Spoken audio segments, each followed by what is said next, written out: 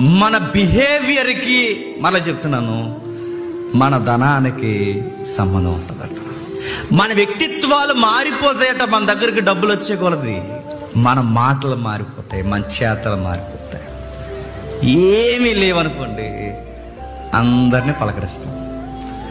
బాగా డబ్బులు ఎక్కువైపోయాయి అనుకోండి, అందరూ మనల్ని పలకరించాలి అంటాం. చాలా మందిని మీరు అబ్జర్వ్ చేయండి, వీళ్ళని ఏమీ లేకుండానే ఇతరులను ఇంత తునీకరించి మాట్లాడుతున్నారే, వీళ్ళకి కాస్త డబ్బులు ఉంటే వీళ్ళు ఏం చేద్దరబ్బా, ఎవరిని లెక్క చేయకుండా కళ్ళు నెత్తిమీ పెట్టుకుని తిరుగుతారు. గర్వం. డబ్బులను బట్టి గర్వంగా మాట్లాడేవారు లేరండి సొసైటీలో. డబ్బులను బట్టి ఇతరులను తక్కువ చేసేవారు లేరండి సొసైటీలో. చాలా మందిని మీరు గమనించండి, వాళ్ళ వస్తువులు కానీ, వారి యొక్క ఆహారపు అలవాట్లు కానీ, వారి వ్యక్తిత్వాలు కానీ మీరు చూడండి, ఇతరులని తృణీకరించే ఆ గర్వపు ఛాయలు స్పష్టంగా కనబడుతుంటాయి.